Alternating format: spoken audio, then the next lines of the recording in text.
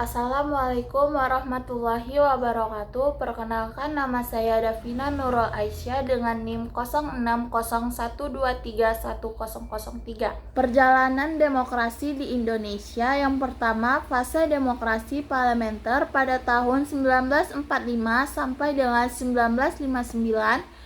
Pada fase ini, Indonesia merdeka dan menerapkan sistem demokrasi parlementer, namun perjalanan demokrasi ini tidak begitu lama karena terjadi konflik politik dan ekonomi yang mengakibatkan pergantian sistem. Dan yang kedua, ada fase demokrasi terpimpin pada tahun 1959 sampai dengan 1956. Pada fase ini, sistem demokrasi berubah menjadi demokrasi terpimpin, namun sistem ini juga tidak berjalan dengan baik karena terjadi kekacauan politik yang mengakibatkan pergantian pemerintahan. Yang ketiga, ada fase demokrasi Orde Baru pada tahun 1966 sampai dengan 1998. Pada fase ini, Indonesia diperintahkan oleh rezim Orde Baru yang dipimpin oleh Presiden Soeharto. Meskipun secara formal masih ada pemilihan umum, namun demokrasi di Indonesia sangat terbatas dan otoriter. Yang keempat, ada fase renovasi pada tahun 1998 sampai tahun 2024. Pada tahun 1998 menjadi perubahan politik yang mengakhiri rezim Orde Baru dan memulai era reformasi. Indonesia mengadopsi sistem demokrasi yang lebih terbuka dan mengakibatkan partisipasi politik yang lebih luas dalam proses politik. Bagaimana dengan sistem demokrasi yang tidak berjalan? Sistem demokrasi yang tidak berjalan dapat menghadapi beberapa masalah seperti korupsi, kekacauan politik, ketidakadilan, dan kekurangannya partisipasi publik.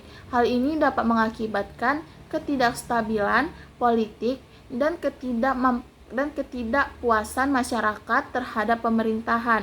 Solusi menurut pendapat saya adalah peningkatan pendidikan politik dan kesadaran masyarakat tentang pentingnya demokrasi dan partisipasi publik dalam proses politik. Memperkuat lembaga-lembaga demokrasi seperti parlemen, pengadilan, dan ombudsman untuk mengawasi dan menegakkan prinsip-prinsip demokrasi. Atasi korupsi dan nepotisme dengan penerapan hukum yang adil dan transparan, serta memperkuat lembaga penegak hukum.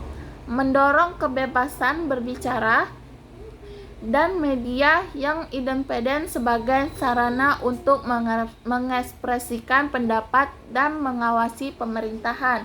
Membangun dialog dan konsensus antara pemerintah, masyarakat sipil, dan kelompok minoritas untuk mencapai keputusan yang inklusif dan menghormati kepentingan semua pihak. Meningkatkan partisipasi publik melalui mekanisme seperti pemilihan umum yang adil, konsultasi publik, dan pemantauan kebijakan publik. Meningkatkan transparansi dan akuntabilitas pemerintah dengan memberikan akses informasi yang lebih luas kepada masyarakat. Membangun budaya demokrasi yang menghargai perbedaan pendapat dan menyelesaikan konflik secara damai melalui dialog dan musyawarah. Dengan mengimplementasikan solusi-solusi ini, diharapkan sistem demokrasi dapat berjalan dengan baik dan memberikan manfaat yang besar bagi masyarakat.